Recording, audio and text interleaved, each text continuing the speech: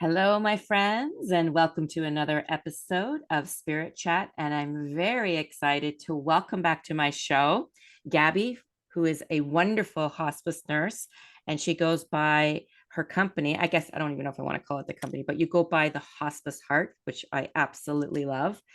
And one thing I want to mention, just starting out of the gate, is Gabby and I were just discussing what kind of things we'd like to discuss on the show. And then we decided, oh, let's just go with the flow. And then all of a sudden, I don't know, I just got the nudge and I just asked her a question, something that I've encountered in the field that I'm in, just to put a little something in her court to see if she also um, has seen what I have noticed and what I've heard. And so the question was, or is, I don't even know if I want to call it a question. It's like a broad statement or no, I think it's a question. I would say this is a Okay. question. Yes.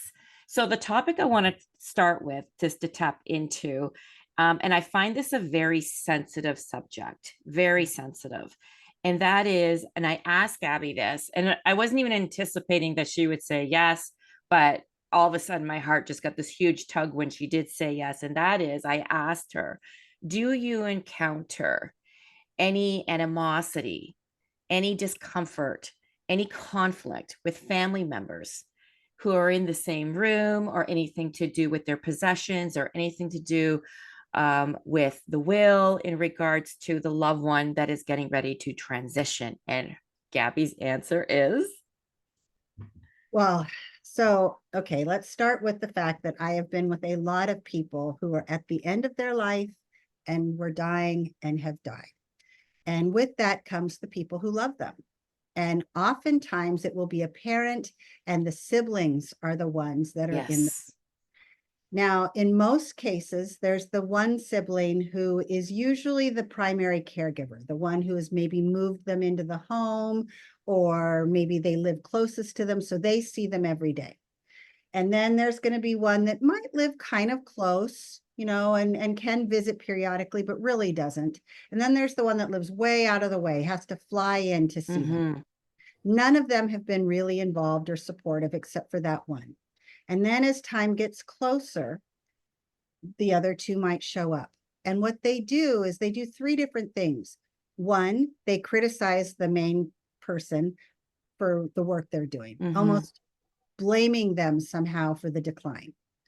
Or they step in and tell everybody else how to do it, right? Because now they're there and so everything needs to change.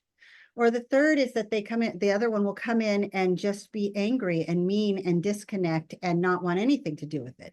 But what you've got is, in this case, three different people with three different feelings and years of disconnect that finds itself rising to the surface when their parent is dying. There is so much anger that people store inside of them. And when someone is dying, I feel like it comes to the surface. And I can appreciate that because both my parents died and I was not close with them. I didn't feel this sense of sadness I wish that I had. And for both parent dying, I sat against the wall or 15 feet away and just stared, right? And in both cases with my mom, I watched my brother and my sisters like crawl all around her. My brother crawled into her bed and just was so present, and I just stood there. And with my dad, I just stood there. I didn't know what to say or what to do, and I had anger because of the realization that now this person is dying and I will never have the kind of relationship I had always wished to have. Mm-hmm. Or maybe I also felt some disconnect and anger from the past. When someone you love is dying, all of those memories rise to the surface. And if you're in the situation with family members that do not get along, their very worst behavior is brought up, and it enters the room like a flooding fire hose. And I see it all the time. Now, do you do or say anything about it? Or do you just kind of keep it to yourself? I say something, and I do not mince words. I am very bold and very strong because I'm always going to be that person's advocate, the person that is in the bed. Usually what I will say, because they'll tend to fight in the room Oh, or wow. say hurtful things or talk over this Like read person. it even in front of you? Oh yeah, it's awful. People behave horribly. I mean, it's not all like Barbara Carnes says, people don't die like they do in the movies. It is not like that. Often it Yeah. is rather beautiful and peaceful, and the family gets along, and that's my favorite, of course. But I would say there's 50% of the situations come with some sense of anger or regret or guilt or just hostility. And and I do say something. Usually what I'll say is I'll look at the fighting siblings and I'll say, is this really what you want your mom to take with you? And they'll look at me and they'll get be angry, right? Who are you Mhm, to tell us how to be? This mhm. is our family dynamics. You can't get involved. And I'll say, you know what? I'm not going to tell you guys to suddenly become best friends. I'm not going to sit down and ask for the why. I'm just going to tell you that I know without any hesitation that she can hear you. And if I were her daughter, whether I had a close relationship or not, the very last thing I'd want her to hear and take with her is anger.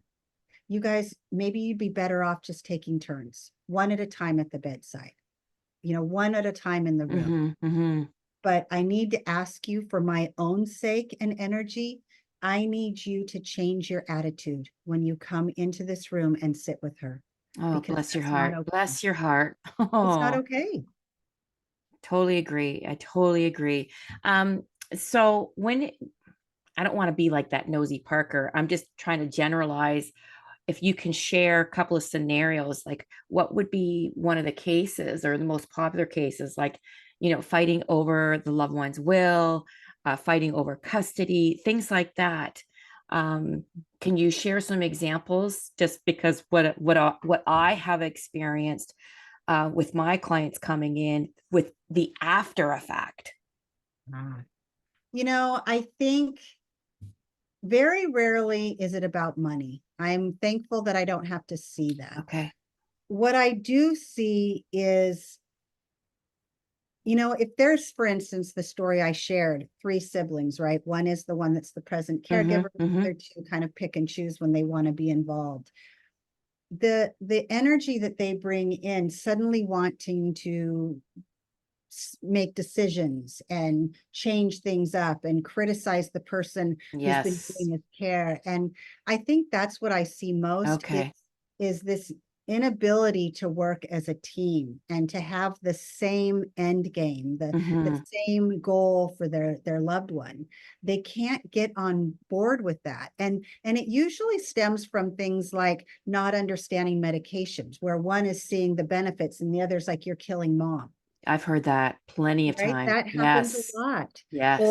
Or why isn't she getting up? Why aren't we feeding her? And the person who's been more present is like, she doesn't want that. Well, you're starving her. You're killing Oh, her. Mom is dying because of yes. you. There is so much of that. And I honestly think that a lot of it comes from lack of education about death Mhm. and dying. We are not taught this when we're younger. We don't know. If I didn't know what I know now, I would never be able to provide the care that I do. I learned And it from that's experience. because it was very uncomfortable to talk about death, just like connecting with loved ones in spirit, and spirit, right? Like it wasn't a thing. It wasn't a conversation that people had, but now people are now coming forward, right? People like you, people like me, even famous people out there coming out with in the same line as what I do. And Yeah. this is why I wanted to put together my podcast, Spirit Chat, is to chat about the before and the after. Now, you do something, I'm not sure if it's a course or you have a book, but do you have something like a list of how to prepare yourself for your loved ones transitioning, or even to prepare for the loved one that is transitioning? Like, do you have anything like that? Yeah, I think I just recently finished my ninth book. It's called The Oh, Conversation. And it's interesting because in many ways that should have been the first book, but I think I needed to go through through the all of them, process. right, to Yes. know exactly how important that conversation is. And in this book, I do a couple things. I create some scenarios and options and ideas in ways for you to have the conversation with the people you love, to find out what matters most, what they want, what they don't want. But I also did something that I'm really proud of and I really love, and I think is the most powerful part of this book, which is I interviewed, for lack of a better word, many patients over the years. And I asked them, from your perspective, Mhm. lying in this bed, what could we do differently? What could your family do differently? How else would you prefer to be cared for? What items stand out for you? And I got pages and pages of information that made me a better end of life care provider, whether as a nurse or an end of life doula, but also as an educator, because now I'm coming from a perspective of using their voice and Mhm. saying, this is what I've been told is really hard. I had one gentleman say, that the rule is, when you have somebody in a bed that's declining, is that you turn and reposition them every 2 hours. That's common knowledge. All caregivers do that, right? And it's to help keep the skin from breaking down. I understand that. But when someone is dying, especially if they're maybe weeks but also days to death, I Mhm. always tell people, just stop. It's not about the skin right now. This is about their comfort. It becomes incredibly uncomfortable to be moved, and it hurts, and you'll see it all over. You'll see the tenseness of their body, the facial grimacing, and that movement hurts. So I'm constantly trying to find other ways to give the family something to do while not causing them this discomfort. This gentleman said to me, Gabby, I lie in this bed and I wait for the 2 hours for that person who's going to come through my door and move me again, because it hurts so much.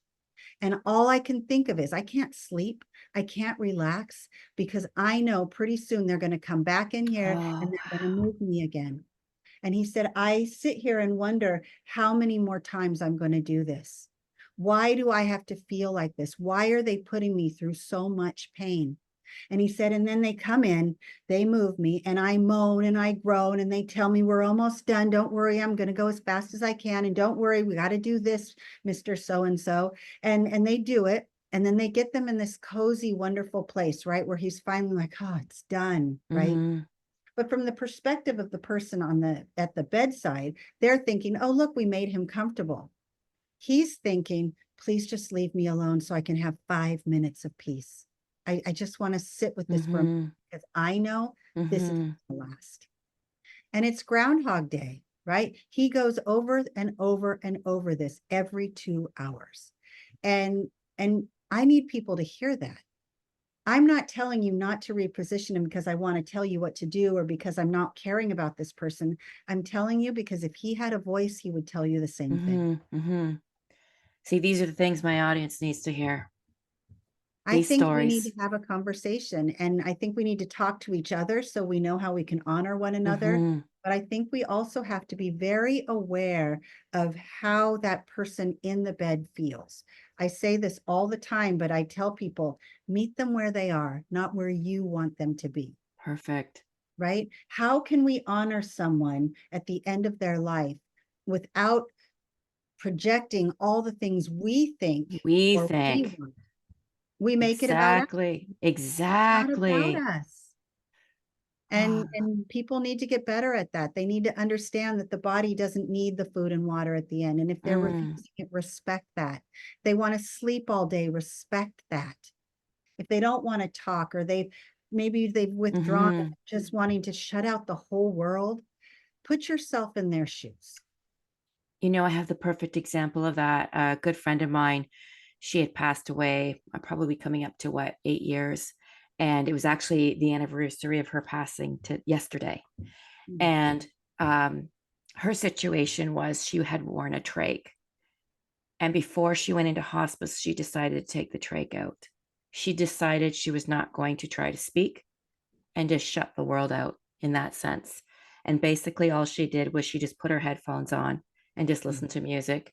She did have her dogs brought in a couple times, but her thing was just let me be. And I'll be honest with you, I was kind of selfish.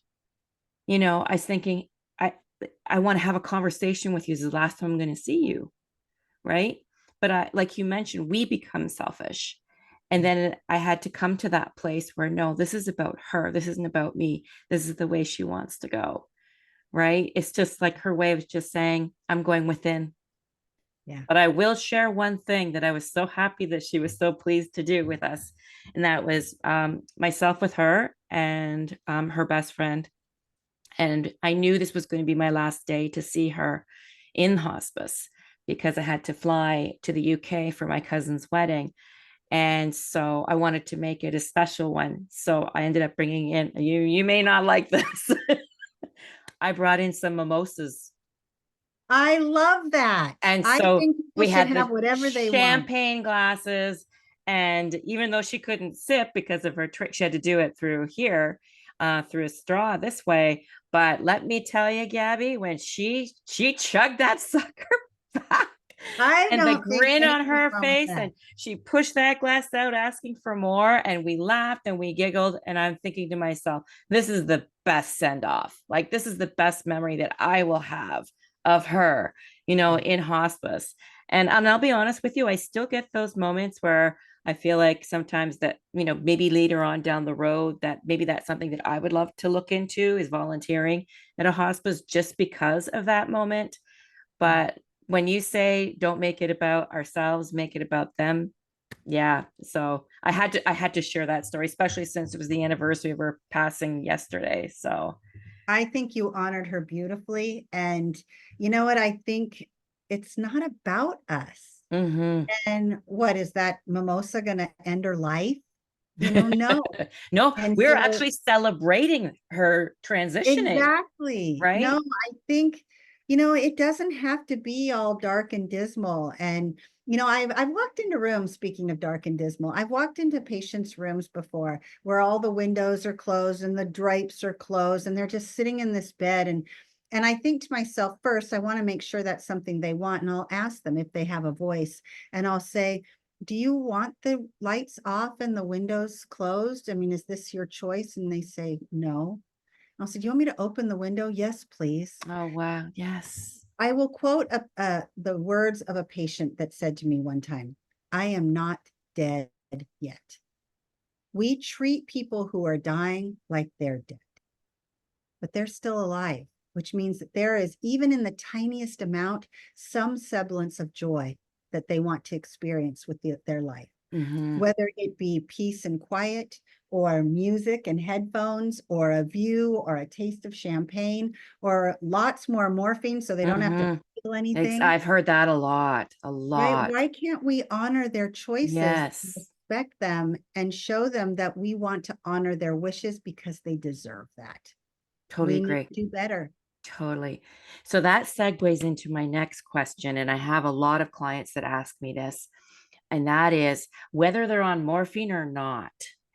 Can you validate or share any experiences with your patients where they actually can see their loved ones waiting for them or talking out loud? Whether it's through visions, whether through the voices, or like you may mention the visitors. Can you talk a little bit about that? Yes, I talk about this a lot. It's one of my favorite conversations because there's two reasons. One, because I think it's super cool, but the other is I love looking on the faces of people who don't believe, and they're just sitting there shaking, going, that doesn't I happen. love it. I love So it. then I'm going to talk about it even more. It does happen, and it happens often. It doesn't just happen in the last weeks or days. It could happen months before. It's almost like, for the person who is declining, whether by age or illness, it's almost like this curtain opens, right? The And they've veil. gifted the a view that no one else can see. And that view is of people who may have died before. It Hmm. could be of complete strangers. It could be of their pets. And what happens is these people present themselves. Might be one person, it might be a group of people, it might be people they're familiar with or not, but they start having conversations with them. And from the perspective of those, the family members, the Hmm. caregivers, they think they're hallucinating. They think something's wrong with them. They're trying to correct their mom. Your dad died years ago. It's not him. That's not helpful because this person does see that. They are there for them. And there's a few things that I look for when I know that they're in that space where they're seeing things that we don't get to see. Sometimes they'll reach, they'll put their hands up and they'll sort of Yes. reach for something, which I Mhm. think is a hand that is extended in their direction. Sometimes they'll just stare up at the ceiling or halfway down the wall. Sometimes their eyes will be so glossy and sometimes almost even dark, where they look at you as though they're seeing through you to things that we can't see. That tells me that they're in that place, that special, private, beautiful, peaceful place where they know that whatever happens next, they're not doing it alone. Mhm. I've had animals too. I had a gentleman say, and I've shared this story a couple times, but he called me over. I was visiting with him and he called me over close to his bed and he said, Gabby, I think I'm going to die soon. And I said, you are going to die soon. And he said, no, but I mean like really soon. And I said, all right, well, what's going on? And he pets the side of his bed as though there was something under his hand. He said, my dogs Oh. they keep jumping on the bed. And I said, I didn't know you had dogs. Mm. And he said, no, my dogs that have died, they're here now. Does this mean that I'm going to die? And I said, you know what? You are going to die. And it might be soon, but you're not doing it alone. They came to let you know that they've got Oh, you. beautiful. And he died the next day. Oh. So, do they have conversations? Yes. Could it happen months before they die? Absolutely. Are they hallucinating? I don't think so. I don't think we can even No. call it that. I think it's really that they've been gifted visions that bring them peace. And if they don't, if there's fear or they're not happy with it, then we can address that. But if it is their sister or brother or aunt or Mm. even some stranger or a musician or whatever, whoever comes to visit them, I think we just have to say, so what do they say? What are they Yes. I wearing? love that. And how do you feel about them being with you? Someone did once tell me that they didn't like the person that was there. They were playing music that they didn't like, and they really just did not want that person there. She wasn't mad, she wasn't angry, she just didn't like them. And I said, well, you could always try telling them to leave. Hmm. But I believe that people come to visit for a reason. There's something that they're doing there. Like it might be to help them find peace with where this is Hmm. going. Hmm. It'll open their eyes to things that they need to kind of work on before they let go, or maybe they Exactly. just need to know that they're not alone. But there is intention with these visits. And from my perspective and what I've witnessed, I think it's positive and comforting. And the most important thing is that that person in the bed knows that they've got somebody who's saying, I'll finish the journey with you. You're not doing this alone. Beautiful. I absolutely love that. And it's important that my audience who's listening to this knows that their loved ones are not going cuckoo or, because Yes. I've had them come back and visit and they'll use that as a validation. While you were visiting me in the hospice or palliative or whatever, they will bring back certain scenarios just to confirm and validate that. Of That's how course. that's how I truly believe that they are. I look at it the process, it's like the veil is becoming thinner, Yeah. right? And And so it is mean you are getting yeah. closer. But I had one story. I don't think I've shared this story before. I had a story where a woman, she was probably in her 90s. I mean, she was ready to let go and she didn't have a whole lot of close family members around. But I remember she told me, she said, and I don't remember if it was a man or a woman, but he came to see her and talk to her. And she said, are you here to take me with you? And he said, no, you're not ready to go yet. There's something else you need to do. Oh. And she said, well, what? He said, you'll figure that out, but you're not ready yet. And so that was it. She only got one visit. And so we talked about it a couple times, and she realized that she needed to make amends with her daughter. Thank you. And you're going to say that? I must be psychic. You must be psychic. Yeah, she did that. And so I helped her find her daughter. Oh, And I forgot about this, but I remember her thinking, and I think it was a man that visited her. I can't remember all the specifics, but mhm. but she needed to resolve things. And she did end up talking to her daughter. They didn't become best of friends. It didn't do that. But I think if I remember correctly, her daughter actually came to see her, but it was shortly after that that she died. And I think that, people ask me all the time, why are they taking so long? They're ready to go. They've been doing this for To be days and days. waiting, like you mentioned. Maybe I think if we go a little deeper, right? Maybe they have some unfinished business. Maybe Hmm. maybe they're waiting for that person to come in so they could say one last goodbye. But what if they have to make peace with their own life? Maybe make some, Yes. resolve some Hmm. personal things, or Hmm. put closure on a life that they wish they could have done differently. I think about my dad when he died, and I was sitting against the wall, and I didn't sit next to his bed. I didn't hold his hand. I didn't say goodbye. I had so much years worth of anger Hmm. of the father that I wished he could have been. Hmm. And I can't help but think, in that moment, are they thinking to themselves, I wish I had done better? And I wonder if maybe the reason they hold on is because they have to somehow make peace with their choices. Because I think that once that last breath is taken, everything is left behind. But to be able to feel a little peace in your heart, and to know that at least you let it go, that you can move on. But it's hard. I don't want to be the kind of person Hmm. that's going to die with regret. Right now, I have worked so hard on letting things go that when is my time, I will have no regret. My Hmm. only regret would be with that I don't have more time, because of course Hmm. I have so much more I want to do. But I've spent my whole life being angry about how things weren't, and that clouded my vision on life. I didn't live my life fully because of that. Since Yes. I've learned to let it go, I Hmm. feel like I'm more present. I'm certainly more happier. Hmm.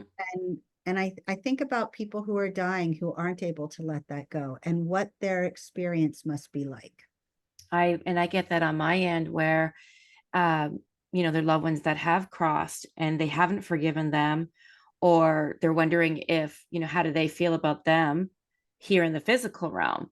And I Yeah. just say, well, they know everything. They know everything, and it's not too late to ask them to forgive them, or to forgive them in the spirit realm, right? Because somehow I always say there's that energetic cord. You're still connected. They know your thoughts. They know everything. So saying Absolutely. that to you, Gabby, is like your father knows everything. He knew what you were thinking in that time when you were standing up against the wall or sitting up against the wall. He knows all that. And the I fact believe. that you've forgiven yourself for that Yeah. and forgiven him, right? Then that allows you to move on to your journey and allows him with his transition as well. People just think, oh, they're dead. I don't need to forgive them, or they don't know. And it's like, are But you you kidding do. me? The energy is still connected. So whatever you're holding on to, it's not too late. And if you didn't have that conversation, if you didn't forgive each other, this is where the loved one comes through and says, hey, can we start over? Can we have a Or clean I'm slate? giving you some forgiveness Yeah. right now. And we can still have the conversation just in a different way, right? When my brother was dying, it was only a little over 2 years ago. We hadn't talked in a really long time, and we had this big fight, and Mm-hmm. it was really awful, actually, Mm-hmm. and destroyed our whole family dynamic. And on the but he was in the hospital for about 18 days, and I was sitting at the bedside almost every single day. And about 2 days or one day before he died, he woke up. Well, before that, I every day I said I was sorry. I'm sorry for our disconnect. I'm sorry for my part in things. I want to extend forgiveness to you. I want you to know that I'm accepting your unsaid forgiveness, and I'm really sorry. And I just kept saying that. And he woke up the day before he died. And I said, Ben, did you hear me? I was talking to you every day. And he said, I'm sorry too. I know now in my heart that he gave that to me. I needed that. And I know he needed that too. So he took that with him, and I took his words with me. And that is enough for me to believe that whatever we say at that bedside is so relevant and so important, not just to the person who's dying, but to those who are left Still behind. here. Yeah.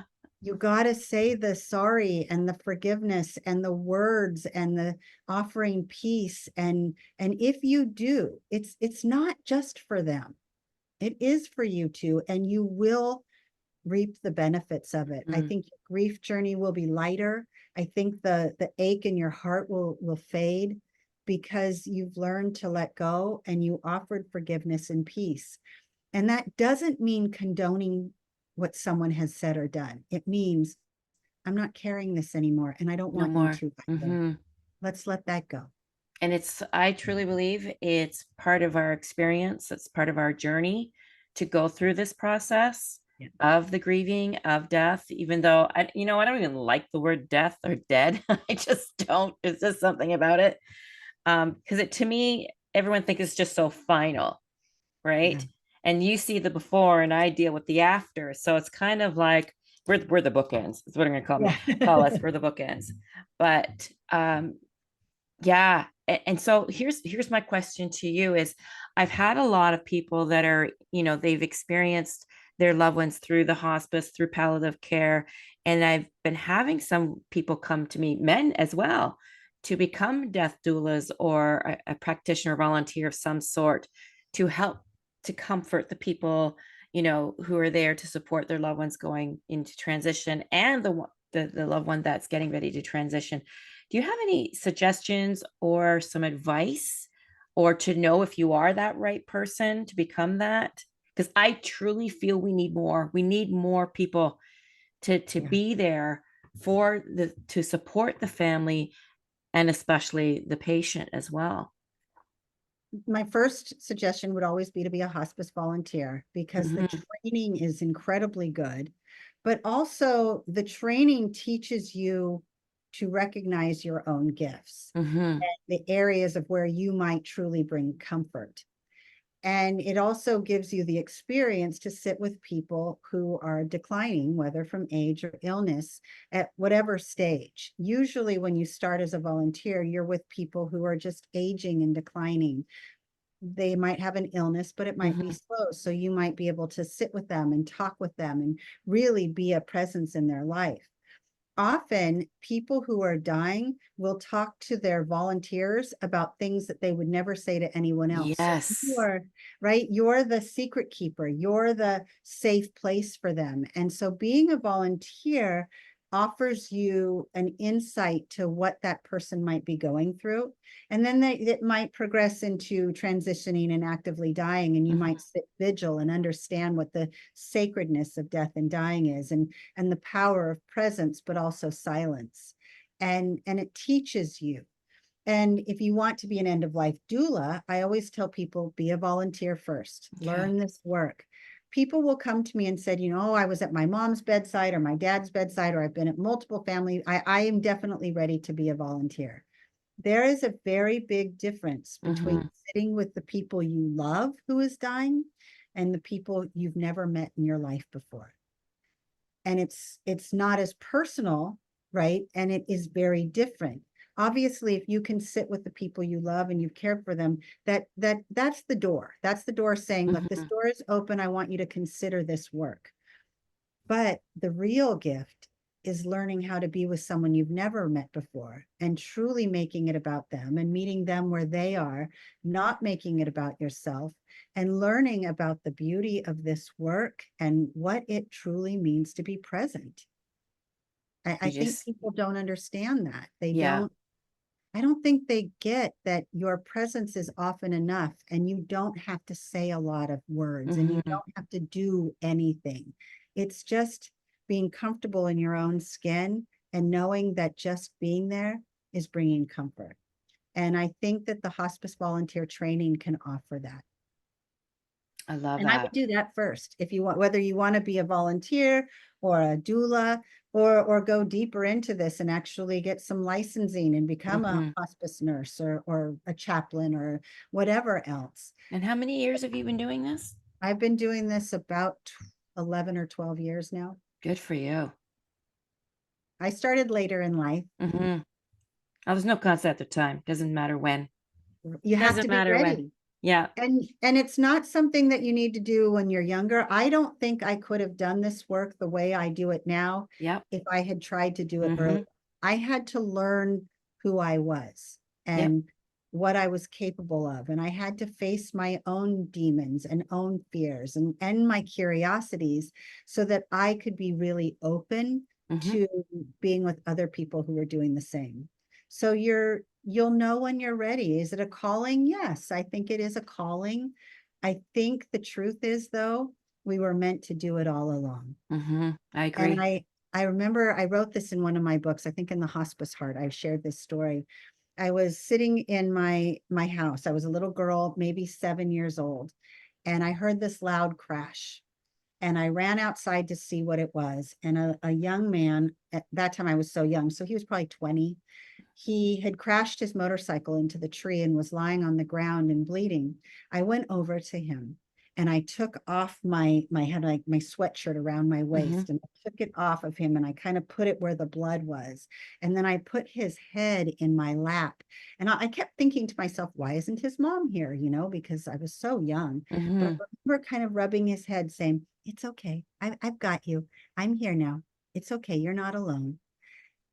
And that's what I do now. Mhm. Now, I didn't remember that story until I was deep into this work. So that tells me I was meant to do this all Mhm. along. Exactly.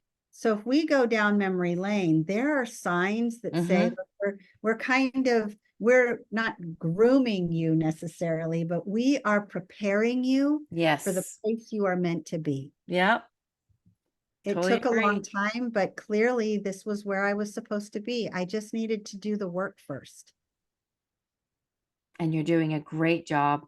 I love Thank, all your articles. thank you. And are you just only on Facebook? Because I think I tried to find you on Instagram. I am on Instagram. I'm not, it's my name. I It's think your it's personal, is it a personal my page? personal thing. Okay. Yeah. If you go onto my website, the links to my hospice page and my Instagram are there. The Hospice Heart Facebook page is just this crazy, big, wonderful, loving community of Yes. almost 150,000 people. I And love it. I share your that's, work. I share it. I share your words of wisdom, your stories all the I love time. that. Thank you. Yes. Like you said, we need to have this connection. We need to have the conversation. We need to keep putting it out there, right? And everybody Absolutely. thinks it's so dark. And it's like, no, we need to prepare. Yeah. Right, that's what I say that to all my clients, like, even before, like, have your will ready, whatever it is that you want done, have it ready, prepare, right? Because that way the communication is out there when the family does come together and it's like, oh no, she wants to be buried, oh no, she wants to be cremated. Well, please, when If you write it down, write it write it down. down, right? Or have the conversation, right? I have the conversation with my boys all the time, like, Mom, really? And I'm like, yeah, really? Same here. Mom, we don't want to know. I Yeah. teach this class called The Best 3 Months, and it's evolved over time. It is now an end of life plan class. So it's Oh, 7 weeks. And every week I give oh, an assignment that inspires people to do a deep dive into their life while recognizing what is most important to them. And by the end of the 7 weeks, you have your end of life I plan love it. pretty much completed, with room to add and subtract to it. But it really gets people to think about what's important to them. And while doing that, you also look at Hmm. your own life and think, wait, there's things I still want to do. And I need to stop worrying about this. And I'm going to try this and to truly savor life and appreciate it for the gift that it is. So I want to get people started on the plan, which is why this class is so good. But I also want them to reevaluate their life Yes. and see what they could do differently or change it up or add more to or whatever is needed so that at Hmm. the end of their life they can say, I had a good life. This was Yes. enough for me. Now, is this online? Is this an online class or in It's an person? online class. It's called The Best 3 Months. You can find it on my website. I only do it twice a year, and Twice a year? Okay. And when's when are you holding it? the next one starts in October. Okay, perfect. Perfect. So when I air this, You'll that will share give it with your people, people. yeah, that will give people some time to register. That's, I I would might love even that. register. You should. It's a great class. I think it's a great idea because again, on my end, I hear it all the time, right? Especially this is, I'm not sure if I wanted, if this is taboo to talk about, but it's kind of like we're coming for a circle from where we first started in the conversation. And that is, um, I hear a lot where a certain sibling may manipulate the loved one that's getting ready to transition to co-sign, like to sign their will or hand something over. Um, is there any way that you could address that? Like, would you, I don't even know exactly what I'm asking, but do you hear that a lot?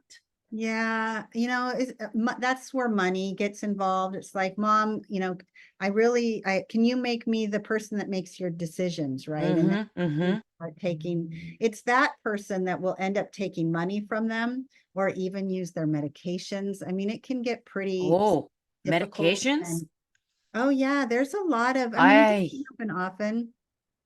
never gave that a thought. Well, we're putting things like morphine and Ativan in their home, and anyone with any type of Addiction. addiction or abuse, or Mm-hmm. people become very desperate, and they will take things from someone who is dying. And one of the most disturbing wasn't even about medication or money. They were going through their things already claiming the things that they wanted. Oh, And they I've were heard that. rummaging through our cupboards and doors and saying, okay, I want this, I want this. And I'm thinking, this person is right here. They see you. Yeah. You can't wait 4 more days. And it's such a selfish, unkind behavior. Mm-hmm. Mm-hmm. And that's, some people look at the person who is dying as, what will I get when this happens? Yeah. How much money will I get? Will I get their house? Will I get their belongings? Oh, and look, there's a box of morphine. I'm going to take that too.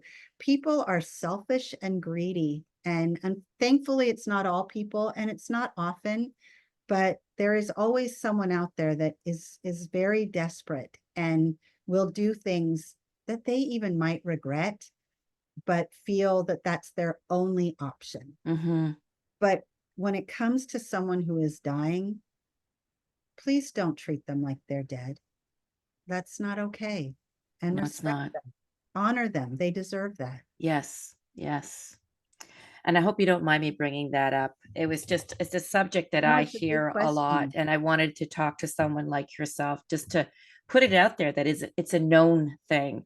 Yeah. Right. And when I get especially when I do family group readings, I'll get a loved one in spirit that will say, oh, I believe there's supposed to be another sibling here. There's supposed to be a brother here. And it's just like, oh, this is where we're going. And then all of a sudden their faces, the reaction is like, we were wondering if he was going to say, well, of course, Yeah. but I will say this, there is no judgment once they cross over. Yeah. But just so you know, yes, they are aware. Yes, they do know what's going on, but there's no judgment behind that. So Well, that's how I hear about it. I love that. And I think that, I often wonder about the people at the bedside who cause this type of behavior. I wonder if they ever worry. Like, there must be some amount of worry that sits Mm-hmm. on their shoulders that, even though Absolutely. she's dead, someone's going to find out, or she's going to come back and haunt me and tell me that she knows. Mm-hmm. I I do believe that there is an incredible sense of awareness of the people that are dying in that Mm-hmm. bed. They know you're in the room. They know that you're feeling some sort of emotional reaction. They know when you're arguing. They know whatever you're feeling. It's They an feel energy. they hear it. Yeah, It's an energy in the room. absolutely. And they're picking that up. So it's up to you what they pick up. Are you Mm-hmm. going to bring in peace and kindness and compassion, or are you going to add to their already probably piled up regret and guilt? And you know what? Death and dying does a lot of hard things to people. Mm-hmm. Often it reminds you of the ways things weren't and you wish that they were, but you can't help but start to face all of those things, which is what we were talking about in the beginning. When someone is dying, you are reminded of everything that didn't go the way that you hoped Mm-hmm. and all the wrong that was caused. Now, having said that, people also go through my mom was the best mom ever, or my dad did this, or my sister Mm-hmm. did this. And they get to kind of go back in time. When someone is dying, we walk down memory lane with big, Yes. strong boots, pounding through and saying, but this happened and this happened. And you hope that you're going down memory lane seeing the good things, but you'll often see the things that are hard. Mm-hmm. And that's hard for people because it takes away from their experience. You can't stop but think, gosh, this is my dad, he's dying and we didn't have a good relationship, and I'll never ever know if we ever could. And you'll struggle with that for your lifetime. And I know that because my dad died almost 30 years ago. A day doesn't go by where I think to myself, if he was still alive, would we be closer? Would we have gotten past that? I think about that all the time. And I'm finally at a place where I truly believe that we would, which allows me to see less anger Mm-hmm. and hope. I know wherever he is, he appreciates what I'm doing now. And he knows that Absolutely. I use our experience to Mm-hmm. help others. Yeah, I totally agree. They know it's all part of our journey. Like you said, there's those little nuggets that were presented to us when we were younger, and we're going to use that or have that experience to share, to share with others. I'm a perfect example of that, but that's not this conversation. um, but I do want to bring it to a close now, and I truly, truly want to thank you again for coming on my show. And for talking about a conversation that needs to be a conversation, I love it. Well, thank you for having me, Helen. right? Really nice to see you And again. I got a feeling this isn't going to be the last time All right, I'm okay with at that. all.